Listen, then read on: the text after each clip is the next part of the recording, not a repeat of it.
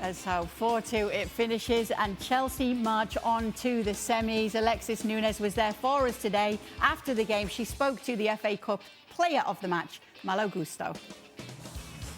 Malo, congratulations. What a win. I know you suffered in it, though. That was definitely a real fight on your hands. Just overall thoughts on the game. What's the feeling? Satisfaction? A bit of concern that you weren't able to finish it off earlier? Yeah, I think it's a satisfaction today. It was important to win in Stamford Bridge and to play again at Wembley. And yeah, we are very happy tonight to win this game. Mauricio before said that after the Carabao Cup final and obviously through some of the games where you guys had missed a number of chances, that you tend to learn more from the tougher games. What do you think you learned about this group of players in this one? Yeah, after the defeat in the final and the Carabao Cup, it was hard for the team, but after we have to learn more, to keep pushing, to support everyone in the team, to stay out together, and that's what we do today. And we are very happy to win this game. Jan and Don still with us. Now, obviously, Leicester City are top of the Championship, but they are a league below nevertheless, Don. Chelsea made a little bit of hard work out of this today.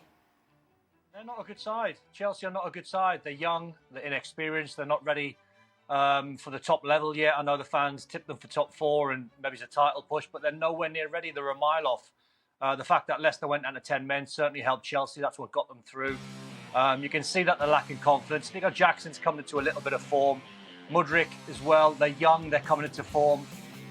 And I still need to see more from the likes of Caicedo. Cole Palmer was easily the best player on the pitch today. I mean, by a distance.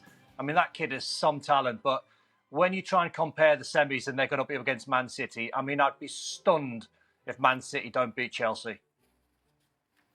Yeah. Jan, Sterling, Raheem Sterling. Ali's had his say on him. Would you like to wade in? Well, first of all, you have to give him credit. He was booed when he was taken off. After the game, he still went over to the crowd and cheered with them. So he got an attitude. He wants to take every penalty. Can't shoot a penalty. He should never shoot a penalty again because that's not his game. Then he wakes up and do a fantastic assist for Cole Palmer. Then he has the free kick. I think that free kick, the ball is still up there in the sky, a space rocket. But there's something still about Sterling that he's the symbol of this Chelsea team, I guess.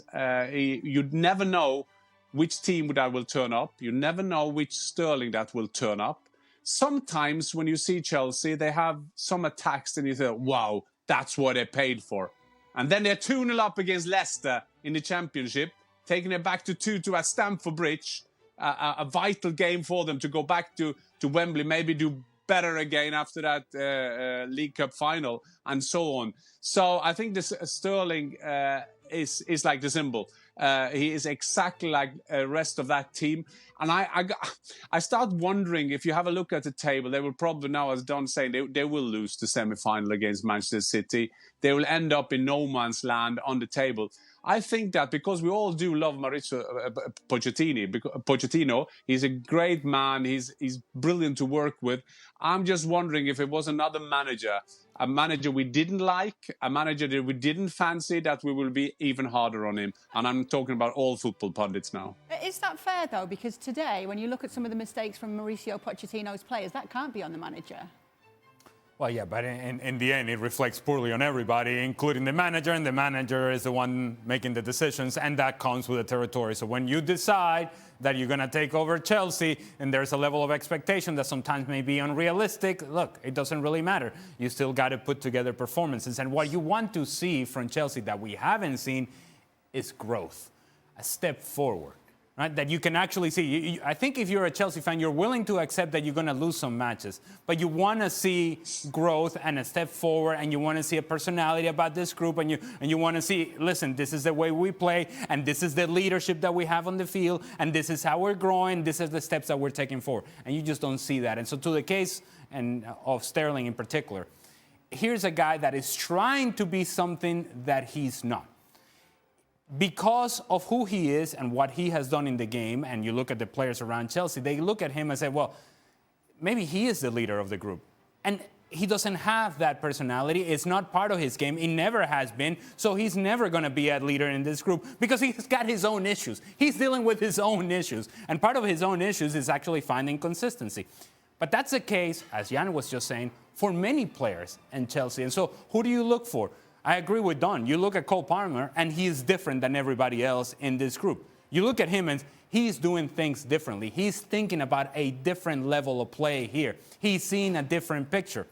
But he's also very young. So how does he become the leader of a group that is finding, that is searching? And so when things go south, as they did early on in the second half, and you're looking around, everybody's looking around. Nobody's saying, no, yeah, hey, look, give me the ball. I'll sort it out. I'll find the pass. Let's get going. Let's get the possession into the attacking half. Let's continue to create chances like we were in the first half. No. Everybody's looking around like, is it you? Is it me? Is it that guy? Is it that guy? No, they don't have answers. And when you don't have answers, it's difficult on the field. And guess what? Guess who else doesn't have the answers? Pochettino. Because he was sitting in the bench like, my God, now what do I do?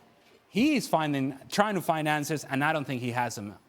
He hasn't found them now, and I don't think he's going to find them until the end of the season either. They're going to have to be at their very best when it comes to the semi-finals now. The guys have been alluding to the draw. It's Chelsea taking on Manchester City. Manchester United, with the easier side, with all due respect of the draw here, taking on Coventry City. Yeah, this is interesting, actually, when you think about it, Jan, because obviously... Sorry, I'm going to go to you, actually, Don. This is interesting when you think about it with Ten Hag, because here we are. This could be Manchester United in an FA Cup final, if everything goes their way here. And the position in the Premier League could be more favourable with the games that are coming. What does it mean for him come the end of the season? It helps his cause if he wins the FA Cup, but they've got to get past Man City if they beat Chelsea, which I don't see happening. But he can point to another trip to Wembley, he can point to another cup final. It'll help in the conversations.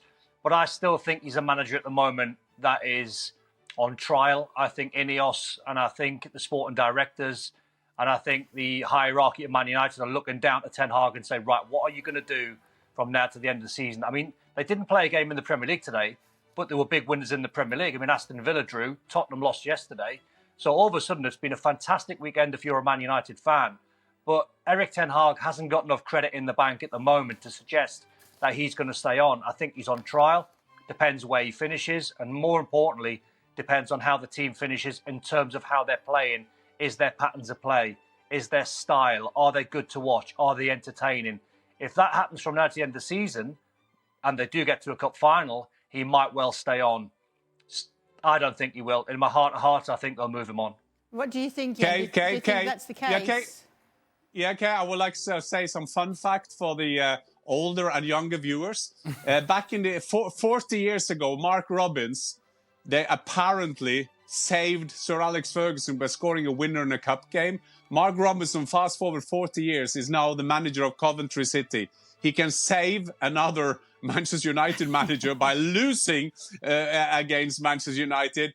But I do think that it's a big chance for Erik Ten Hag to take the Manchester United fans twice to Wembley. They could end up with a local derby against Manchester City. If you beat them, you're sure.